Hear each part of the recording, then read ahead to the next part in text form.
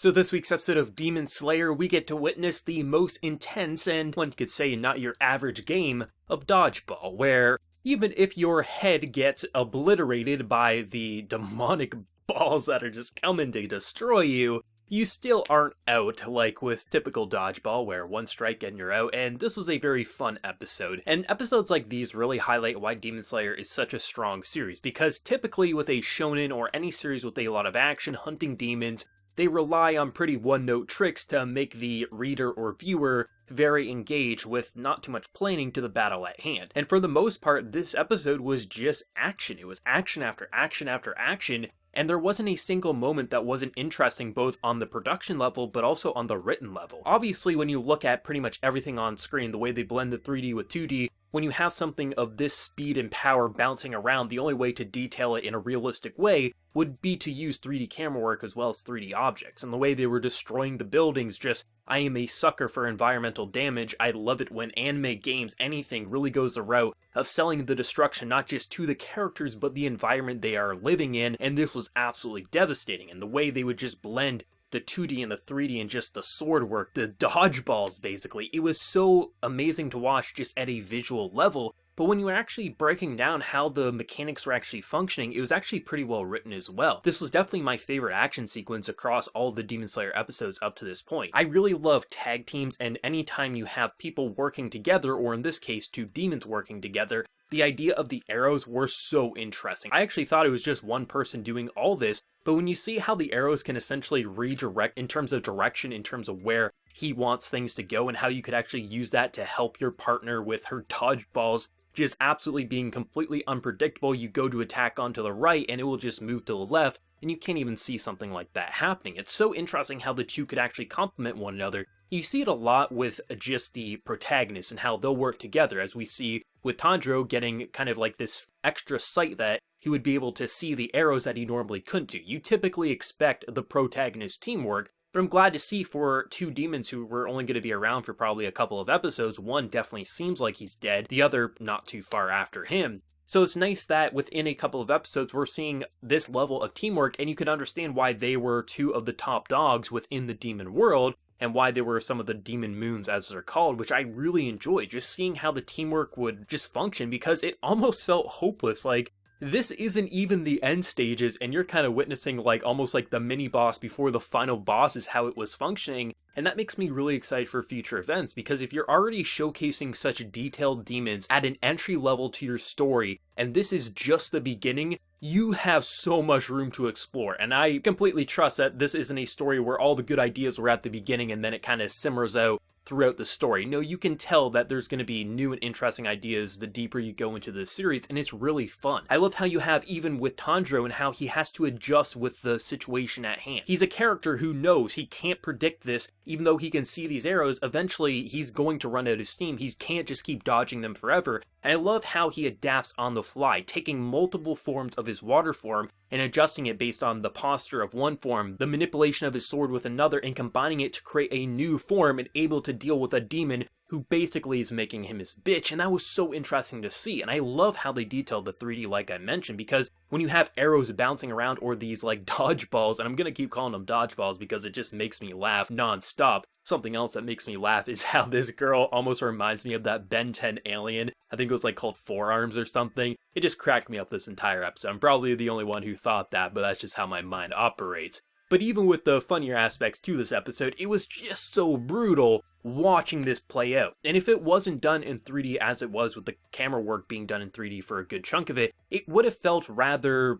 plain, rather just flat, as if, yeah, you can detail a couple of walls getting cracked, but to actually follow a camera just going so fast, it's hard to actually follow it, and it's making you nauseous at times. Like, it kind of highlights just how powerful this girl is, or I should say both of them, because they're working kind of side by side, and it really made us feel tense alongside Tanjiro, and just the way they would detail heads be exploded, cutting to red, it was horrifying, I mean, granted, you knew they were demons, and unless there was a special sword or sunlight, they were going to recover, but still, it was pretty sad seeing something like this happen. And when you see Nezuko, who, because she is such a different demon, she doesn't function the same way, her regeneration is so much slower, and just seeing her leg bleed, and it's like, holy shit, if there wasn't a doctor around, that could have been a serious issue. And I really adore how when Tanjiro gives the orders to work with demons, she immediately starts seeing them as her family again. And it's a nice personal touch to remind you why she's functioning in the current way she is. She knows to protect humans, but other demons are naturally her enemy, so once Tanjiro says you should fight alongside him, I like how it transitions into being her family from her point of view, which is a really nice touch. I definitely think this was my favorite episode out of all the Demon Slayer episodes. Even though this was mostly action, I think it just highlights just how interesting the mechanics are,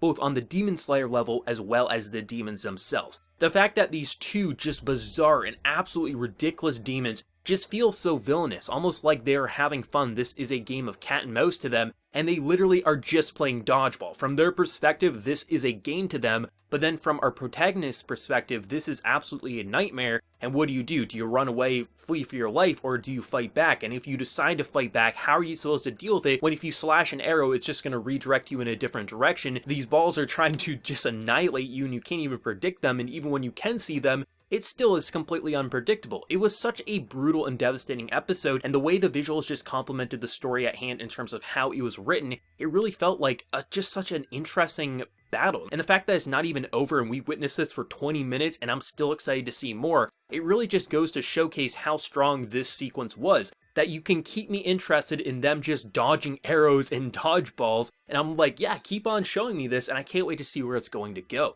Voice acting wise was really impressive. The demons had to have stolen the show, because you're literally witnessing a girl who is just having an absolute blast. This is basically a vacation to her, and then you have this other demon who kind of has this pet peeve that if his clothing gets dirty, it absolutely rubs him the wrong way, and you're getting these just little mannerisms that really sell their just ridiculous behavior. And it's very frightening because these are the people who could easily kill our main character and the rest of the characters around here, and it feels like they're not taking it seriously. And when the villains aren't taking it seriously, and they're not struggling too much, and that's when you know you're having a major issue. And it wasn't until the very end of the episode where things started to look a bit better, and that's when their voices really showcased just how fearful they're starting to become. This episode was just so fun. It was fun on the visual level. You could mute the episode and probably have an absolute blast for most of this episode with how they detail the water techniques, even how they'll detail the comedy, being like, let's just abandon them, and then seeing the reaction of like, bitch, you serious? It's just such a great looking anime, from the character designs that really highlight the personalities at hand, whether that be demonic to just a human doing his best for his sister. But then when you see how they blend the 2D and 3D to just feel like you don't want it to be any other way. If they visualize this in any other way, it would feel rather flat and plain, and not as impactful as the environmental damage and just the overall object damage that is being occurred with these arrows and just all the other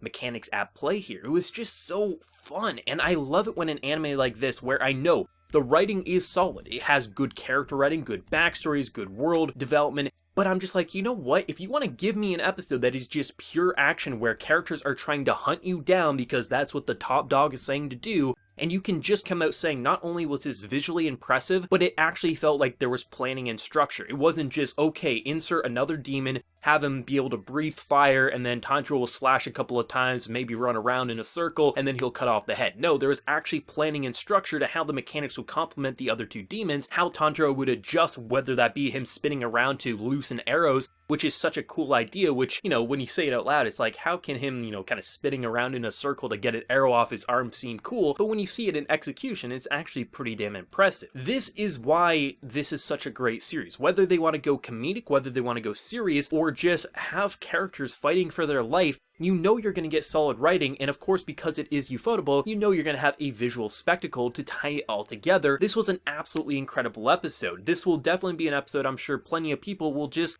be smiling, being like, I had such a fun time watching this play out. But then when you actually break down what was happening all along, you're like, holy shit, not only was it fun, but they actually play in the action, which you don't get to say enough of, especially with shonens where it's just like, here's the power and let's call it a day. I'm so thankful that this isn't just a story that actually has a good set of characters and motivations, but also one that puts just as much effort into the writing to the battles as they do for the characters at hand, and you don't get to say that enough. This is a show that I am so thankful is going to be running for 2 courts, and I really hope they don't pull a fast one on us and say it's going to be a split court. I could understand why they would, because that's typically how Ufotable goes with these series, and it is such a production-heavy show, but it's something that I really hope continues for many seasons. I know Ufotable had a little rough shake-up with the whole, scandal in Japan with how their money controversy was going down, but hopefully future seasons of this will be able to continue to look and function the way they are, because it is an absolute, just incredible series that at first I thought was fun, but I'm just blown away by how each week it keeps itching up my rankings for being my anime of the season,